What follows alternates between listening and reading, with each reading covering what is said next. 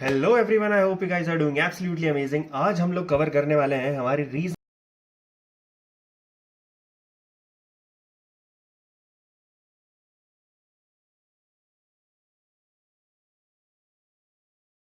चलो so let's move on to the next chapter जिसका नाम है सीरीज। ठीक है, अब सीरीज में जब तुम देखते हो ना तो सीरीज एक्चुअल में होती क्या है? सीरीज क्या होती है? एक सीक्वेंस होता है ना, एक सीक्वेंस होता है।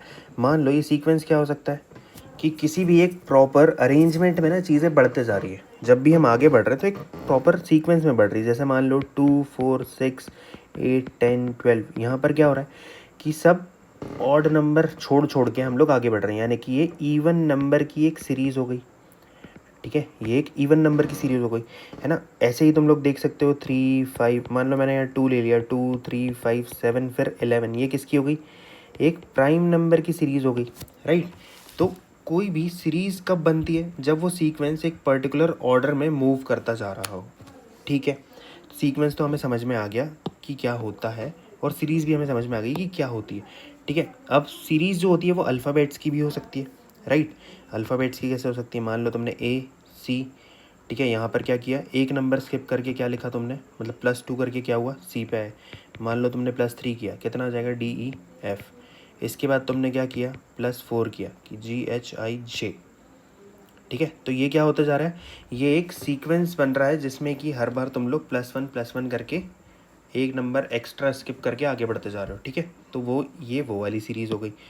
ठीक, एक अल्फ़ा न्यूमेरिक सीरीज़ भी हो सकती है ना, जिसमें अल्फ़ाबेट्स और नंबर्स दोनों होते हैं, उसे हम कहते हैं अल्फ़ा न्यूमेरिक सीरीज़। ठीक है, तो इसमें क्या चीज़ हो सकती है कि मान लो A1 है, B2 है, फिर क्या है, यहाँ पर क्या किया तुमने, +1 किया। इसके बाद तुम्हारे पास D4 आ सकता है, क्या किया, +2 किया। फिर +3 करोगे, कितना आ जाएगा, EFG, कितना होता है, 7। ठीक है, ऐसे करके ये सीरीज़ भी चल सकती है। ठीक, तो प्रॉपरली अगर बोलें तो सीरीज़ होता क्या है, वो एक सीक्वेंस होता है जिसमें कि प्रॉपर ऑर्डर में चीज़ें आगे बढ़ते जा रही है। ठीक है, अच्छा, ज़रूरी नहीं है कि सीरीज़ जो हो वो हमेशा असेंडिंग ऑर्डर में ही हो, है ना भाई, वो डिसेंडिंग भी तो हो सकती है। ठीक है, वो डिसेंडिंग भी हो सकती है या फिर अल्टरनेट भी हो सकती है। जैसे मान लो मैंने लिखा है यहाँ पर कि सीरीज़ मान लो 10 से शुरू हो रही है। ठीक है, 10 के बाद 7 पे आई, फिर 4 पे आई, फिर 1 पे आई। ठीक है, तो ये डिसेंडिंग सीरीज़ हो गई, है ना। एक और सीरीज़ हो सकती है, उसमें क्या हो सकता है कि भाई 1 है, फिर 2 है, फिर कितना है मेरे पास, वापस 1 है, फिर 3 है, फिर कितना है मेरे पास, 2 है। ठीक है, फिर क्या है मेरे पास, 5 है। तो यहाँ पर क्या हो रहा है, पहले +1 हुआ, फिर -1 हुआ, फिर +2 हुआ, फिर -1 हुआ, फिर +3 हुआ, है ना। अगली टर्म क्या आ जाएगी, 4, क्यों, -1 करेंगे। ठीक है, तो अल्टरनेट सीरीज़ भी चल सकती है जहाँ पर एक बार असेंडिंग डिसेंडिंग असेंडिंग डिसेंडिंग ये भी हो सकता है। ठीक, अब देखो मैं तुम्हें एक बहुत ही बेसिक चीज़ बताता हूँ कि सीरीज़ जो होती है ना वो 3 टाइप्स के क्वेश्चंस दिए जाते हैं तुम्हें। 3 टाइप कैसे क्वेश्चंस होते हैं? एक तो होता है कि तुम्हें सीरीज़ कंप्लीट करनी है। मैं यहाँ पर एक इवन नंबर की सीरीज़ ले लेता हूँ, ठीक है, 8 10।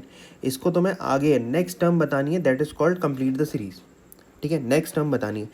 अब इसी को मैं ऐसे लिख दूँ कि 2 4, बीच की टर्म नहीं पता मुझे, 8 10 12। ठीक है, तो ये जो बीच में एक नंबर छूट गया वो बताना है, that will be called as missing number. ठीक है, रॉन्ग नंबर में हो सकता है, मान लो 2 4 6 9 10 और 12 कर दिया। ठीक है, तो तुम्हें दिख रहा है कि भाई ये इवन नंबर की सीरीज़ है, इसमें 9 जो है वो गलत है ना, 9 जो है वो गलत है, तो ये जो 9 होगा वो गलत हो जाएगा। ठीक, चीज़ समझ में आ गई, चीज़ क्लियर है। चलो बहुत ही बढ़िया, तो ये जो रॉन्ग नंबर की सीरीज़ हो गई। अब तीनों टाइप की सीरीज़ तो हमने समझ ली। एक और चीज़ को समझो बिफोर मूविंग ऑन, एक और छोटी सी चीज़ को समझो। बहुत ही बेसिक सी चीज़ तुम्हें देखनी होती है, उसे हम क्या कहते हैं कि मान लो तुम्हें एक बहुत सिंपल सी चीज़ दी है। पहले दिया है 4, फिर दिया है 8, फिर दिया है 16, फिर दिया है इसके बाद 32। ठीक, अब मुझे नेक्स्ट टर्म बतानी है। देखो, अब तुम्हें सबसे पहली चीज़ क्या देखनी है कि इनके बीच का डिफरेंस निकालना है। यहाँ डिफरेंस कितना आ रहा है, 4 का। इन दोनों टर्म्स के बीच का डिफरेंस कितना आ रहा है, 8।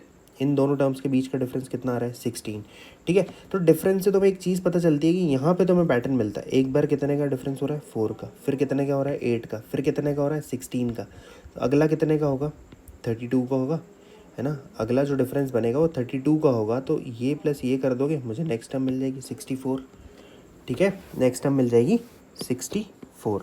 अब एक और चीज़ को समझो, कई बार क्या होता है कि यही जो डिफरेंस है ना, अभी तो मैं क्या दिख रहा था कि ये बहुत ज़्यादा नंबर शिफ्ट नहीं हो रहे थे। जैसे मान लो मैं अगर यहाँ पे लिखता हूँ कि 2, 6, 10, 14 है ना, 18, तो ये क्या हो रहा है यहाँ पर ना, नंबर्स के बीच में जो गैप है वो एकदम से रैपिडली नहीं बढ़ रहा है, एकदम से रैपिडली नहीं बढ़ रहा है।